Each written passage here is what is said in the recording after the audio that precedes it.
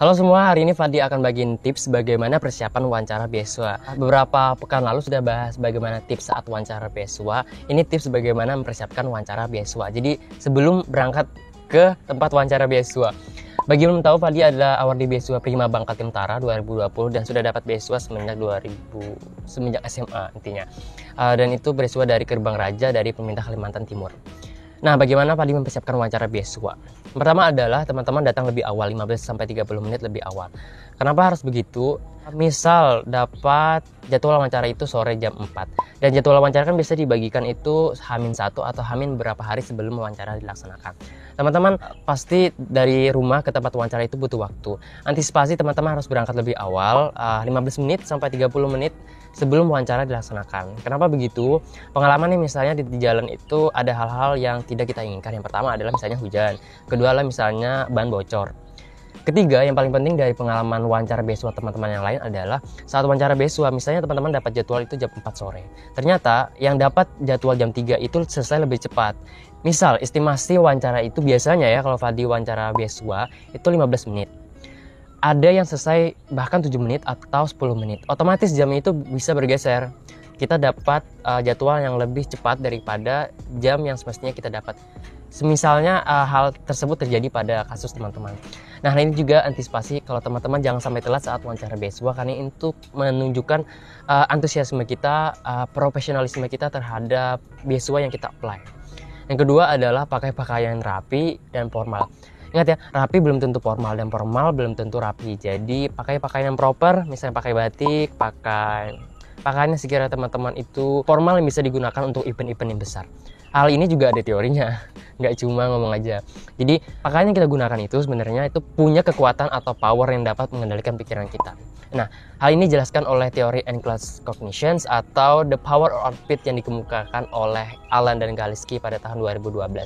Pada intinya teori ini jelaskan kayak gini nih, pakaian yang kita gunain pada saat wawancara beasiswa itu nggak hanya akan mempengaruhi bagaimana cara orang memandang kita, tapi bagaimana kita memandang diri kita sendiri.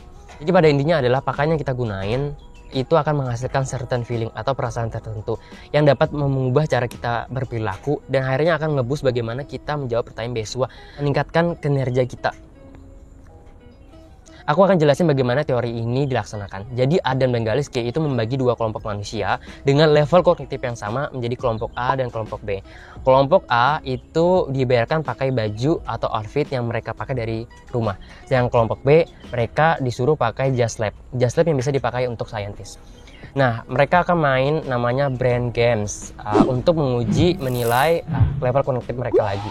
Hasilnya, kelompok B yang memakai jas lab itu menjawab pertanyaan dengan benar lebih banyak dan bahkan 2 kali lipat lebih banyak daripada kelompok A yang cuma pakai baju yang mereka pakai dari rumah.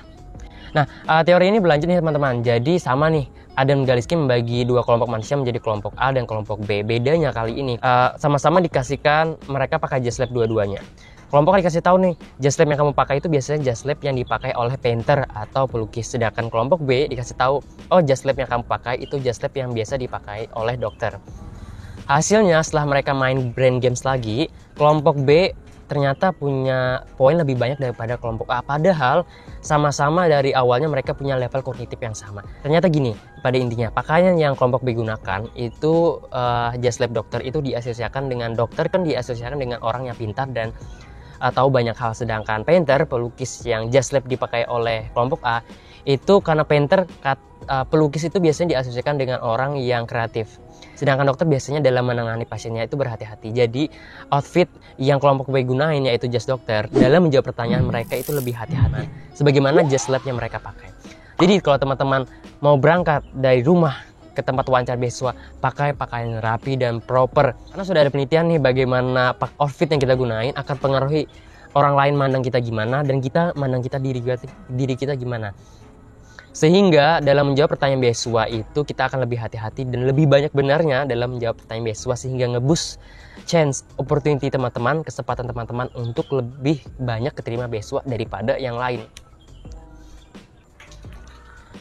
Nah, ini juga belajar dari beberapa referensi. Kalau teman-teman lagi menjawab pertanyaan beasiswa, biasakan postur tubuh teman-teman itu tegap, jangan bungkuk, karena itu juga akan mempengaruhi bagaimana suara kita dan bagaimana confidence atau kepercayaan diri kita dalam menjawab pertanyaan beasiswa. Intinya persiapan dari sekarang, pakai baju yang proper saat wawancara beasiswa, datang lebih cepat, datang lebih awal, dan teman-teman harus juga pede dengan pakaian yang dipakai sehingga dapat menjawab pertanyaan beasiswa dengan lancar dan benar.